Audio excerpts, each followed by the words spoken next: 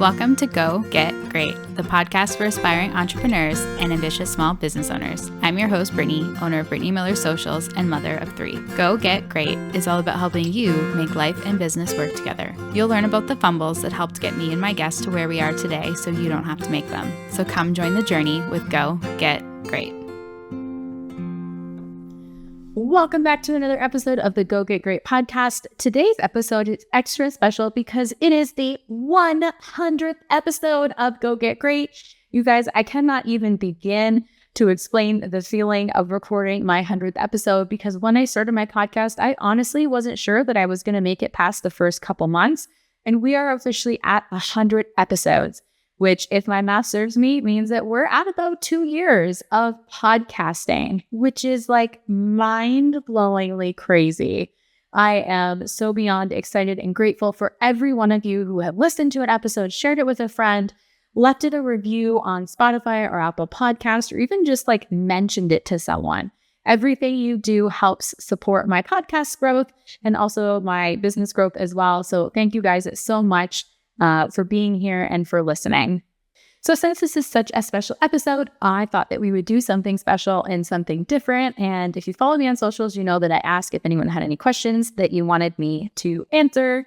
And in and around that question kind of theme, I thought it would be really fun to ask ChatGPT to interview me for today's podcast. So I didn't go super fancy and crazy and actually create an AI generated voice to ask me questions, but I have seen that done on other podcasts before, and I think that's really cool.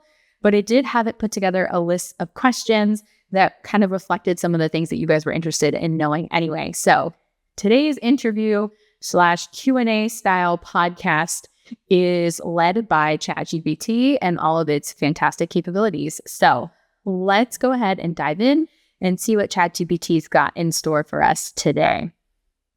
So question number 1, what inspired you to start Go Get Great?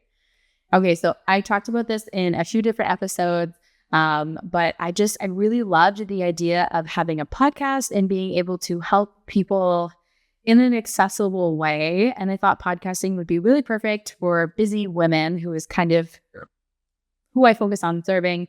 You can just plug your headphones in the car while you're washing dishes, when you're not wrangling kids. And it seemed so fun. I really wanted to try it and I wanted an excuse to try it. So doing it for my business seemed to make the most sense. And I'm so glad I did. That was one of probably the best decisions I've made in my business. I get so much positive feedback from my podcast. People love talking about it. So I'm really great. But honestly, it was just kind of a spur of the moment conversation that I was having with another fellow mom at McDonald's while our kids played. And we're like, yeah, we kind of really want to start podcasts. And both of us did. So it's really exciting that we got to do that. Okay, question number 2. How has the podcast evolved since your first episode? Oh my goodness, what a great question. And it's evolved in honestly so many ways. But some of the biggest ones, I think, is that it's really become an outlet for me. It's like a personal one. It's become an outlet for me to be able to talk about business, which I love talking about. Grayson would say that I talk about it too much. And also other things that are really relevant in, my personal life and my motherhood journey. And I love that I have a place to share it with people that are also experiencing some similar things. So as a way to kind of create community around that. So I really love that piece of it. And that was definitely not something that the podcast started as. It started as very much like this is like going to business school without paying to go to business school. That was kind of the intention when I started my podcast. It's how can I teach people to run their business in a way that feels aligned and authentic to help them create, a life that's great, which is kind of where the name for Go Get Great came from. And it was very specifically business focused. And that was really all that I talked about. But now I have a lot of personal episodes, which honestly sometimes perform better than some of my business episodes. So I love that I can share that. So that's one of the evolutions. Another really big one is I feel like my podcast itself is very similar, but I do now a lot more solo episodes than I do with guests. And that evolution really came from me just being in front of the camera more, hearing you guys' feedback that you actually feel like I have valuable things to say and to share with you, and that you wanted to kind of hear more of me. Not to say that my guests aren't fabulous, because every single one of them is, but I have them on less frequently. So I try to aim for once a month, assuming that life doesn't get too crazy and I don't have time to record with guests. But that's kind of the average. Whereas when I first launched, it was once a month I would do a solo episode and my other 3 were guests. So I've just kind of slowly inverted that. So you get more of me now and less guest content. So that was a really big one. I mean, it's evolved in so many ways too beyond that. I've changed like the cover images of my podcast, or rather I stopped creating unique cover images for my podcast in some of my recent episodes. When I first started, I wasn't blogging with it either. It wasn't even a video podcast at that point in time. It was just a podcast that I put up on Spotify, and now it's on multiple platforms. Now we also post it on YouTube, the video version, and I blog with it more consistently so that I get the SEO benefits and extra traffic to my website. So that's been a really big evolution of Go Get Great, and kind of learning blogging best practices was not something that I had experience with before I started my podcast. And it was something that I had to learn about so that I could help more people find my podcast and listen to it. Because if I'm recording it anyway, whether it gets listened to by one person or 100,000 people, definitely it's not being listened to by 100,000 people, but that's the goal one day. It really doesn't impact me or my time or my capacity in any way. So if I can share it with more people, I want to. And working on SEO and blogging has been a really big help with that. I'm also on Pinterest now, promoting a lot of my podcast episodes that way. So that's another big evolution. So there's been a lot of like learning with this journey, my podcasting journey, and I really love that, which is exciting. So question 3, what's been the hardest part about keeping a podcast going for 100 episodes? I think the hardest part is finding the time to do it. And it's a bit of a double-edged sword, because truthfully, podcasting isn't something that's always super time consuming. It definitely is when you're first getting started. You're spending a lot of time thinking about what you want to talk about and how you want the episode to go. And, I was building guest intake forms so that I have all the information I need. And I was heavily promoting it on social media to like get the word out there about it. And then I was at the time doing some of the audio editing myself. Thankfully, now I don't do any of that. But there's a lot that kind of goes into like starting a podcast and getting it off the ground. Maintaining it now has gotten a lot easier because I have systems and best practices in place. But every so often I still get to a point where Grayson will be like, babe, I'm like supposed to be editing an episode for you and you haven't recorded any. And I'm just like, oh, shoot. I guess I kind of forgot that I ran out of scheduled episodes. So just kind of making sure that I'm still keeping it as a top priority, because for me, it really is. My podcast is one of the most important things in my business because it helps me connect with new people and build stronger relationships with the people who are regular listeners and regular followers on social media. So it's something that I really take a lot of pride in and I want to focus on. But seasons of life are different every season. And especially recently, it's been a very busy season for us with our move and our home renovation and, being pregnant and having 4 young kids. It feels like there's a lot of things that have kind of been knocked down lower on the priority list, even though they're still a big priority. So it was one of the cases for this episode. Grayson's like, this needs to go out next week. And I'm like, okay, I will sit my butt down and I will record it because I love recording.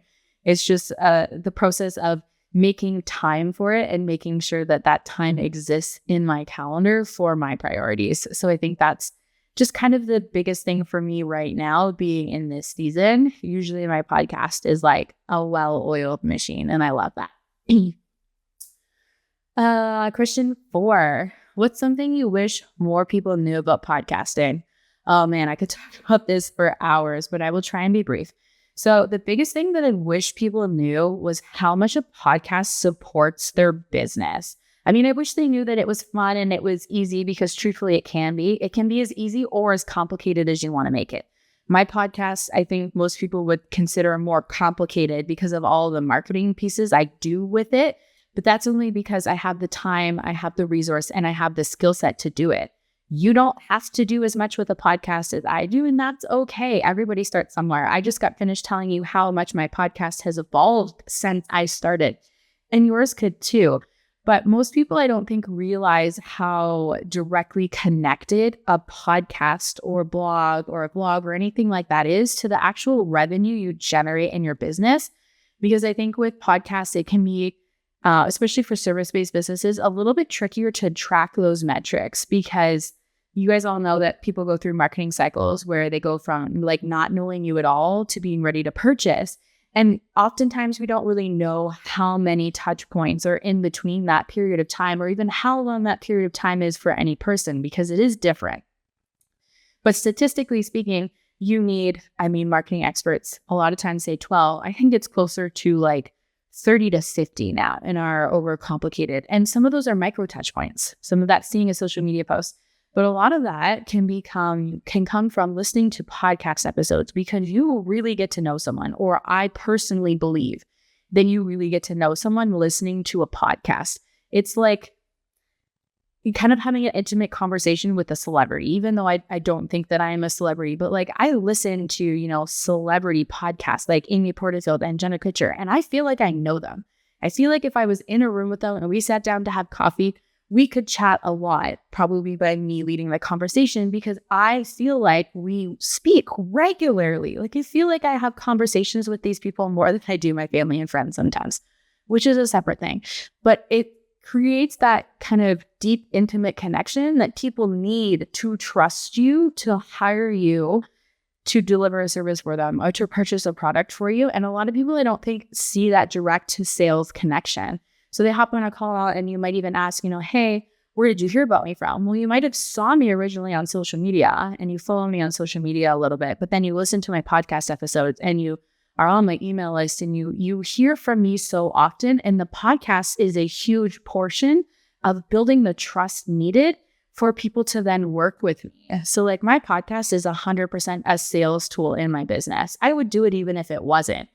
But I wish more business owners understood how a podcast can fit into the sales process for you and make it easier for you to, and shorter timelines for you to generate customers and clients in your business.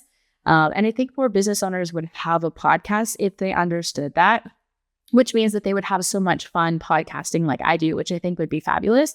But I think it would support their businesses better. And it gives you more marketing opportunities as well. And it actually makes your social media content easier. So that busy phase of life that I was talking about, 90% of what I posted over the last 3 months was podcast clips that took me literally 30 seconds to put together. And it just made it so much easier for me to manage my marketing in a time where I didn't have a lot of time, because I had ready to go content from my podcast.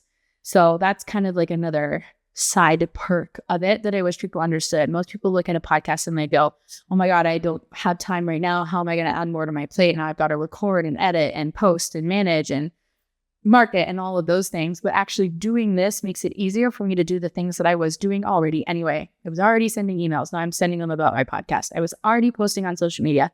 Now I'm posting about my podcast. So it actually frees up time for you to do other things. And I wish more people understood that. Okay, question 5.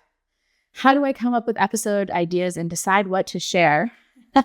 Well, this depends a little bit on the mood that I'm in that day. Some days I wake up in the morning and I have an idea and I'm like, this is fabulous. I open up my computer and I hit record after I get my kids off to school. And it's just like that spur of the moment inspiration. Sometimes it comes from, a lot of times actually, if it's not spur of the moment inspiration, it comes from conversations that I'm having with people. So people ask me questions on Clarity Call, or they send me messages on Instagram, or I talk to friends at networking events. And, we're talking, how's your business going? What's going on? What are you working on? All of those things. And then from those conversations, usually I can pull out, oh, someone's struggling with this thing. And it's like, oh, well, I haven't recorded an episode about that. That would be a great conversation for me to have on the podcast, so that information is available for people. So let me think if, let me see if I can come up with an example. So one of the episodes that's actually came out last week, actually, is the one where I was talking about the important metrics that I track on Instagram, because I still have conversation with other business owners that And it goes like this. Yeah, I've been posting on Instagram, but I'm not getting any new followers. And I'm like, oh man. It's like, you do not need to be tracking your follower number. Honestly, I wish that number didn't exist. It would be so much nicer for people, because a lot of entrepreneurs have this mental hang up on how that is the most important number. But it's really not. I honestly don't care if people unfollow me, as long as I'm still generating revenue in my business.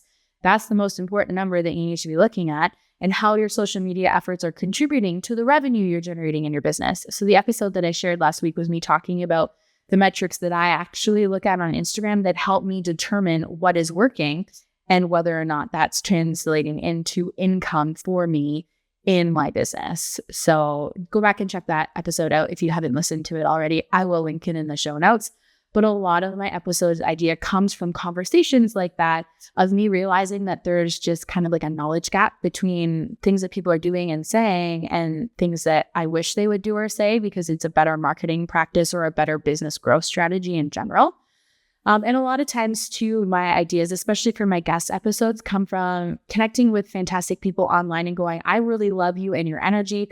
I'm learning this fantastic piece of information from you. Can you come on my podcast and share it with more people? Because if it's something that is helping me grow my business, then I know it's going to be something that helps them grow their business as well. And I want to, spread the love, no gatekeeping kind of thing. So that's where most of my ideas and things like that come from. Question 6, which episode was the most fun or meaningful for you to record, and why? Oh, I don't actually know if I'm going to be able to answer this one, because I feel like my answer would change depending on the day. It's like every time I record an episode, I'm like, oh my God, this was my best one ever. Like, good for you, Brittany. Like, you're doing a fantastic job. You're killing it. This is great. And then we'll go to post it, and then suddenly it's like imposter syndrome hits, and I'm like, oh my goodness, this is awful. Like, Grayson, we shouldn't post this. Like, I can do better. We shouldn't put out bad content. And then he'll listen to it and edit it. He'll be like, that was a good episode, babe. I'm like, okay, well, if you think so, then we'll post it. So I think there was only once that I ever recorded an episode that didn't make it to air. I ended up putting it up on my YouTube channel later. It didn't feel that it was a good fit. The topic wasn't a good fit for the podcast. But I go through cycles of, this is a fabulous idea. This is an awful idea. Why would I ever do this? No, this is okay. And let's go out and post it. And I think a lot of that comes back to some of the I kind of say mental health practices, for lack of a better word, but the internal things that I am working on as an entrepreneur. And it really just depends on the day, whether I absolutely love an episode or I absolutely hate it. I definitely look back at some of my original episodes and cringe. The topic is great, but maybe how I facilitated the interview wasn't good, or, I said and ah a lot, or I didn't sound enthusiastic. It grows and changes with you as you go. So if I were to record another episode and another 100 episodes talking about which episode was my most fun or most meaningful, you'd probably get a different answer from me. So it really just depends on the moment in time. If I had to pick some of my favorite conversations, I think some of my best episodes, not necessarily the most fun and meaningful ones, but some of my best episodes are actually some of my least listened to episodes. So just keep that in mind too. But some of the conversations I really loved having. And I love talking about all of the entrepreneur things that are not entrepreneur things, but are entrepreneur things, if that makes any sense. So I did a recent episode talking about running your business more in line with your menstrual cycle. That one I think was a really good episode. I had a lot of fun talking about that. Okay, so question 7, what's the biggest lesson you've learned in the past 100 episodes? Do it anyway. Do it messy. Do it imperfect. Do it scared. Just do it. Like I talked about a minute ago, there are so many times where I record an episode and I'm like, this is awesome. And then I feel like it's crap. And then I post it anyway. And those are usually the episodes that I get the best feedback on. So it's sometimes as a podcast host, we are our own worst critics. And you just need to put it out there and trust that when you recorded it, the idea that you had resonated and it made sense and it was aligned. Because if you spend all of your time second guessing yourself after that, you're not going to do it. And then I never would have made it to 100 episodes. If I went, this is awesome, and then this is awful, and in that this is awful moment, I didn't release any of those episodes, Go Get Great would probably have about 5. So it's like you have to do it anyway. Everybody starts somewhere, and the same thing applies to podcasting. When I started my podcast, I knew absolutely nothing about podcasting, literally nothing. Grayson literally taught me how to podcast as we went. He set up my audio, and like we did fancy stuff because we could, because he had the equipment, but you don't have to. I'm recording episode 100 right now without my podcast mic because I don't have it. It is packed in a storage unit. And that's what we're rolling with right now. I'm doing it anyway, even though I know the audio might be a little less good than it was. Maybe I'll look back at this episode and be like, this was awful. Why would you do this as your special 100th episode? But I'm doing it anyway because in this moment, it feels aligned. And I think that you're going to love my very candid conversation accompanied by ChatGPT's questions.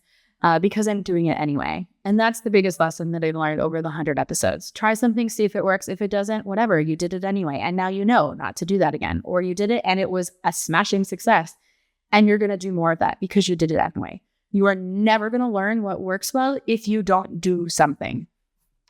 So that's the biggest lesson I've learned. And I've learned that in all areas of my business, but I feel like I've learned it a lot in my podcast as well. So if I could go back, this is question 8. If I could go back and give myself advice at episode 1, what would I say?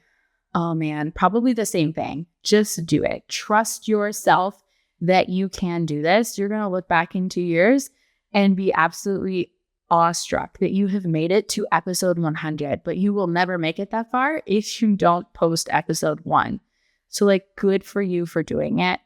I would also go back to episode 1 and tell myself about blogging and SEO and start that right from the beginning, because now going back and doing it for my podcast that has 100 episodes feels like it's going to be an impossible project to accomplish. Going back and writing blog posts and doing SEO keyword research and all this stuff for 100 episodes, because it takes a lot of time, like a lot of time, probably 2 to 3 hours per podcast at least, maybe more. And I have support with some of that project as well. I have a copywriter that's been working with me for some of it to help me turn the show notes into blog posts.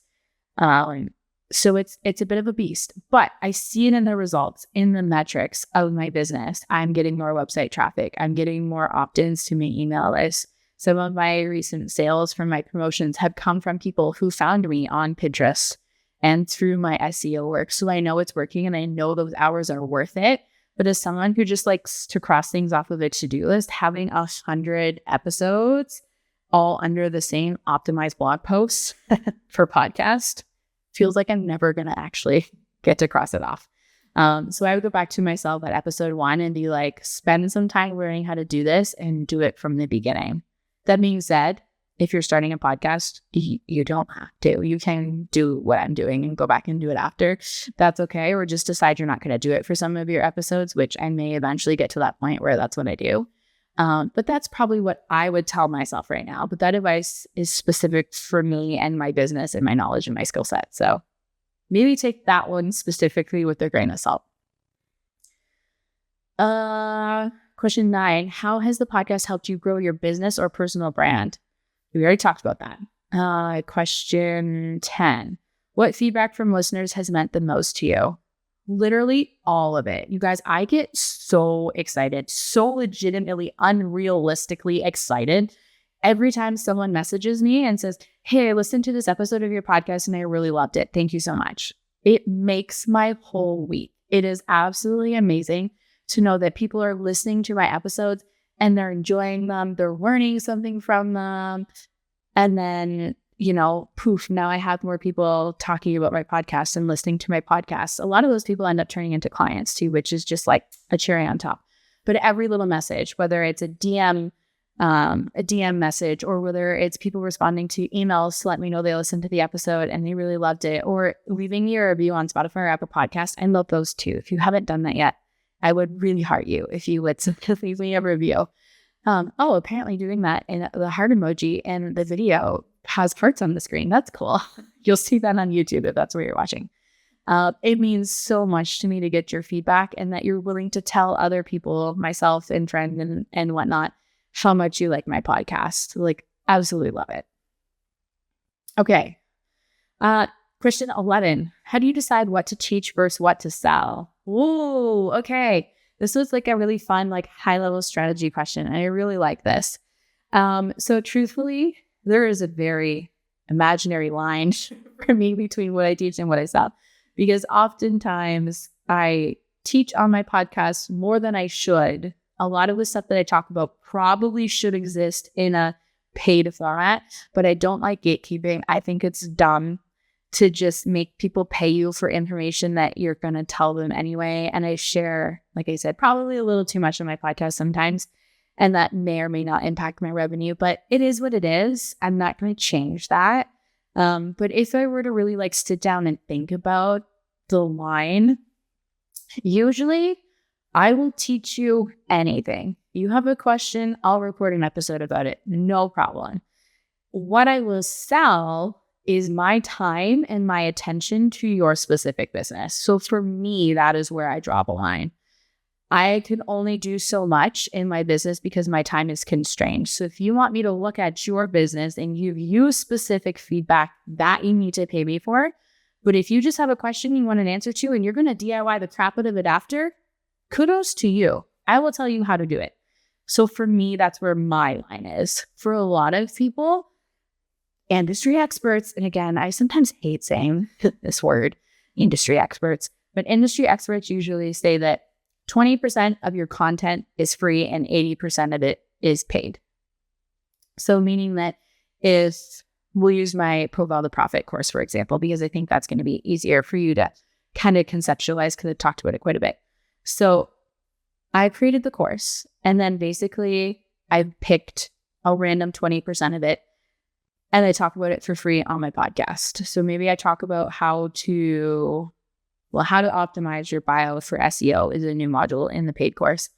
But I'll talk about the 6 key things that you should have in your bio and like where to put them. And that's free. But then the specific pieces of it kind of like the advanced next level stuff, that more so goes in the course for people who are really interested in learning more about that. So you can try and balance some of it that way. And again, my heart struggles with things like this because I just want everyone to have a successful business. And I know that not everyone can invest in things because as a business owner, there are things I want to invest in that I do not have the funds for. And it's frustrating because it feels like it's stalling your growth. So for me, the line is, if it requires my time, it's paid. And if it doesn't, here you go. Here's the free answer for you. So if you have a question at the end of this episode, you know how to find me, email, DM, whatever. I will answer your question. I will dedicate a whole episode to it. Those are some of my favorite episodes, like we talked about earlier. Another example, now that I'm thinking about it, another example of a special request episode was, can you quit social media and still make money? That was a great episode. I really enjoyed that one too. I'll link that one in the show notes if you haven't listened to it. Okay, question 12. Have you ever changed your mind on something because of what came up on a show? Yeah, literally every time I record. You know, guys, I will make a list of the things that I want to cover in a podcast episode and be like, okay, this is the topic I want to talk about. These are like the key points of what I want to get through. Sometimes I've even sat down and like literally scripted it out word for word so that I couldn't miss anything. It flowed nicely. It was like chef's kiss perfect. Grayson hates those episodes.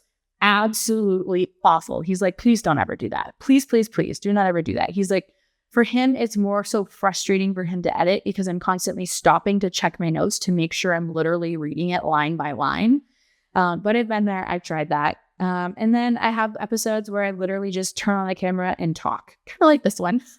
I have questions for this one, but I'll literally just turn on the camera and talk until I'm done talking. And I feel like I've said everything I need to say. And then that's the end of the video.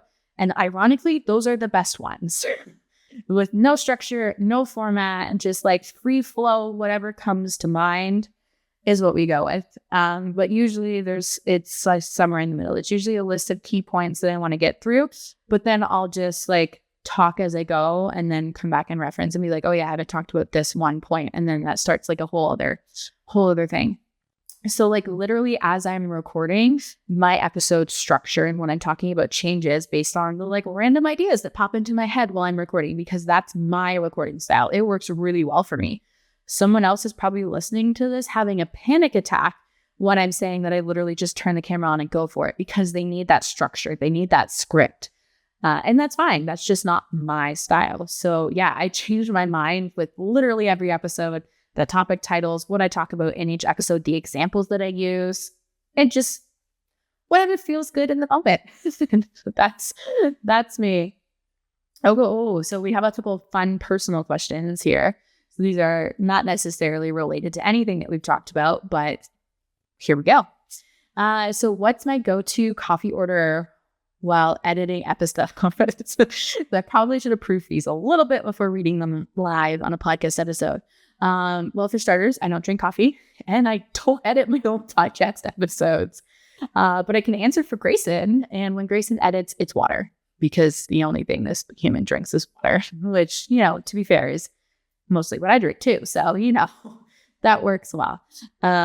We don't drink coffee. We don't drink alcohol. I drink a little bit of tea in the morning just for like flavor variety.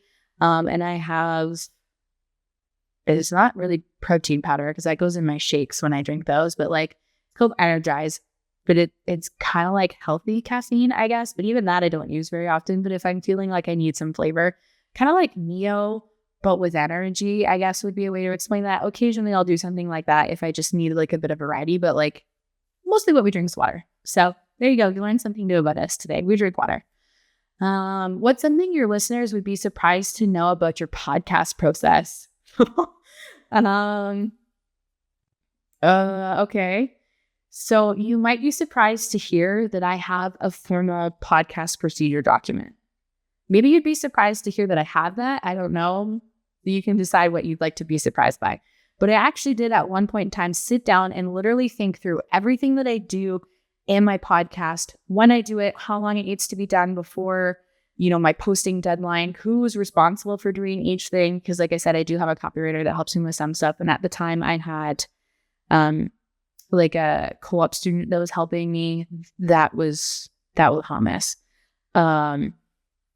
But I sat down and I wrote it all down and I put it in a chart. And this is actually something that we share with our clients who we help do podcast setups with, to help bring the structure to the people who need the structure. So that document exists.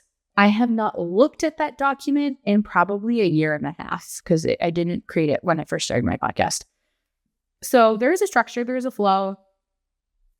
I threw it the windows. It was like, I know on average now what I need to do and how long each of those activities take for me to get my podcast up. And I have like more or less predetermined times of the week where I typically do those activities. Yeah. So like maybe it surprises you to hear that my type A personality doesn't structure and plan the crap out of this process. And maybe it surprises you to find out that at some point I did actually sit down and structure the crap out of the process. So up to you, but I think those would probably be the most surprising things for people to hear about it. Another question. What do your kids think about the podcast? Well, my oldest is 5. So I don't really think they think about the podcast. I think Talia understands that I have a podcast. And when she gets a little bigger, I think it would be fun to do an episode where she was a guest on my podcast and we could talk about some of this stuff. So if you'd like to hear that, let me know and I'll put it on my docket for one day while she's home over the summer. But Ray doesn't really care about stuff like that. Neither does Rhett. If it's not Paw Patrol, Rhett tuned out, totally ignores. But Paw Patrol, man, I have never seen this human focus so much in his entire life. That's a whole other issue that I'll be battling this summer.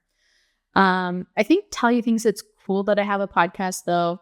So I think she would be really excited to be on a podcast episode. And she pays attention kind of to the stuff that I do in my business. And every so often she'll ask me questions, like, why, mommy, are you working on this right now? And then I'll explain, oh, it's for a client, or, oh, it's because I'm doing X, Y, Z in my business. And I really try and bring it back to 5-year-old level explanation, but she'll ask me questions about stuff like that sometimes. Why do I have magnets on the side of our car? And most other people, don't have mommy's face on their car. So then we talk a little bit about how people see my car and then how that gets me clients, which makes money so that we can then buy groceries and toys and all of those things. So she's kind of getting to an age where she's starting to understand a lot of this stuff.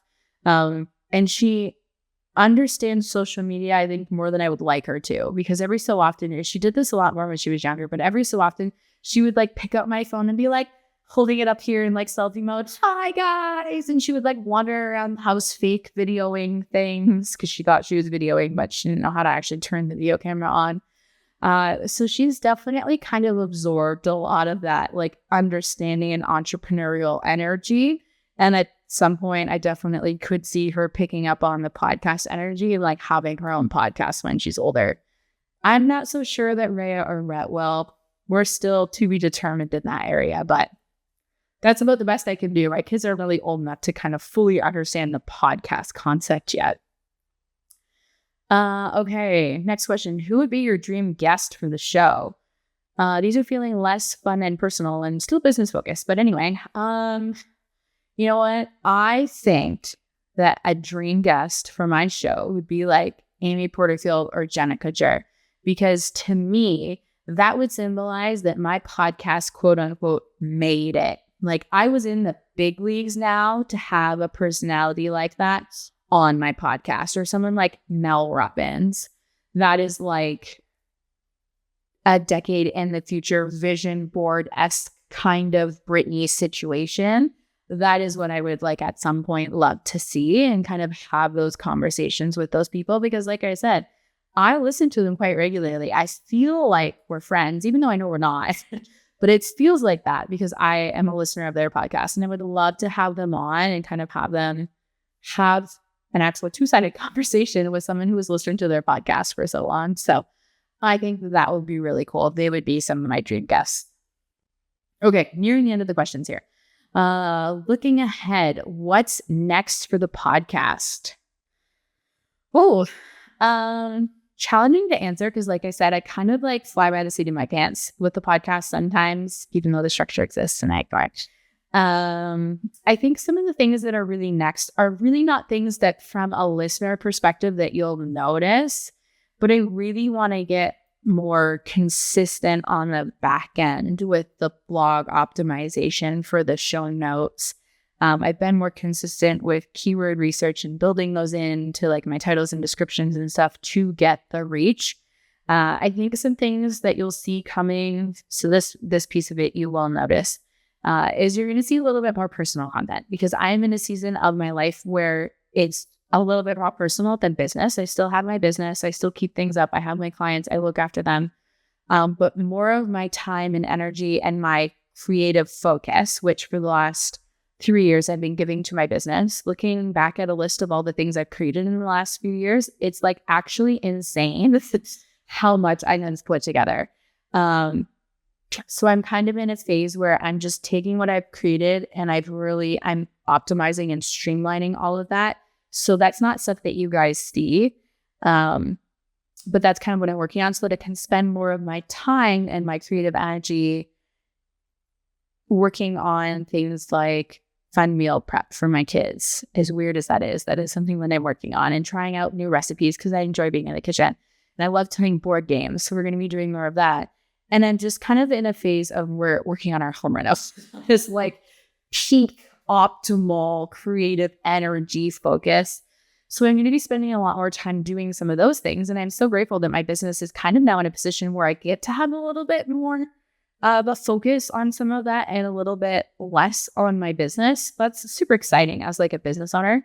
So my podcast is probably going to emulate a little bit more of that personal focus, meaning that you'll see some more episodes where I'm talking about, home renovation updates. I recorded an episode about that a couple of weeks ago. Probably shouldn't have batch recorded it so much in advance. I need to do an update amendment at the end of the episode by the time it goes live.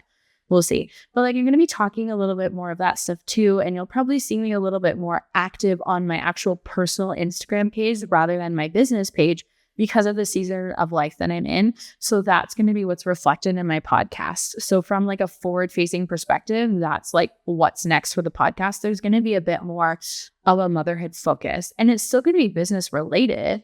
In fact, I will talk about how my business got to the point where I could make that switch, and what I did and what you could do too, so that you're not chained to your business.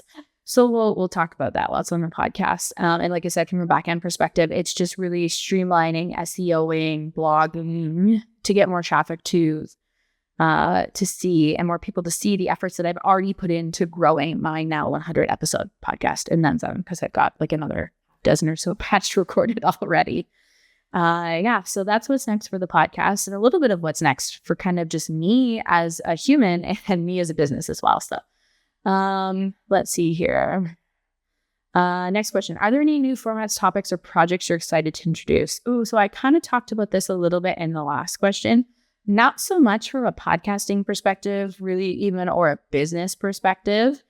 And I'm excited and a little bit nervous about the fact that I'm not in full-on creator mode in my business anymore. This is like a huge adjustment for me to be just taking the things that I've already been doing. And okay, I'm creating little bits of things here and there, more social media content, blog posts. I'm really just building out the funnels for the big things that I put together. And I guess there are still some things that I'm creating. I want to go back and add video modules to accompany some of the other resources that I have. And at some point soon, I need to actually sit my butt down and record the video modules for the email marketing course that I scripted 1.5 years ago. So there's still some creation happening, but a lot of those pieces have existed already, and I'm just building on them. So this is a really, like I said, kind of weird time for me to be in, because I'm very recently learning that I have a lot of this creative energy. If you ask Brittany from like just starting to date Grayson, so like a decade ago, I actually said out loud in a job interview, "Oh, I'm not creative." Like, who were you? What were you thinking? But like, I was at a phase of my life where creativity was not a focus for me. I didn't really know that I had creative energy because I had no way to channel it. Whereas now I have so many ways that I can channel it. It's really nice that I get to play in that creative energy more. But it's really weird to be transitioning into the optimizing, reframing, refocusing, less so like completely starting from scratch, blank slate. And I love a blank slate. That's why we renovate so many houses. I love a blank slate. So to be starting kind of like in the middle and seeing like, okay, well, now that I have this kind of thing, what can I do to still be creative and make it even better without completely starting from scratch? So that's the like new thing for me. For you, it'll just look like I'm building out on all the other things that I already have. But it did just launch my quiz. That was the very kind of, I think, going to be tail end of the like blank slate sort of things that I'm doing for probably the next at least 6 months until the baby's here, a little bit more settled. Okay. Last question. Oh, I like this one. What does Go Get Great mean to you now versus when you started? So when I started, and I mean, I feel like it's kind of similar, but when I started, it was a dream of trying to figure out how I could build a sustainable consistently revenue generating. And sometimes we struggle with that piece a little bit. Consistently revenue generating business that actually fit the vision of the life that I had it was.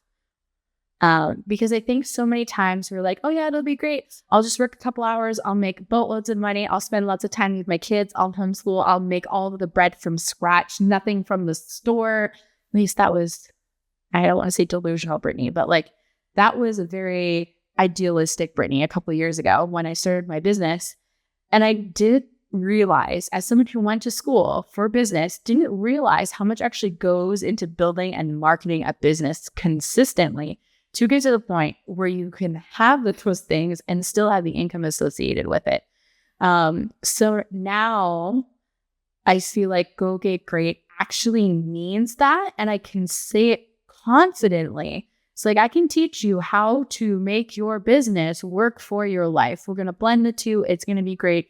You can have the best of both worlds, a business that generates money for your family and still time to go and do things for your family, because I've been there. I was where you are, and now I'm over here, and I can teach you the process to get there. And a lot of that teaching happens on the podcast. So for me now, it's like Go Get Great means leading by example and sharing all of that with you. Whereas before it was like this is my vision, and I'm going to bring you on the ride. And I mean, to be fair, we're still on the ride. And I don't think that I'm there yet, but I am more closer to being quote unquote there. And I say quote unquote because as soon as I ever get somewhere, I just raise the bar and then we're going somewhere else. But I'm definitely closer to where I thought I would be a while ago. But 3 years ago, Brittany, what she was envisioning, we're finally getting to that point where it feels realistic and it feels possible. And now we're going to move the bar even higher and see what else we can do.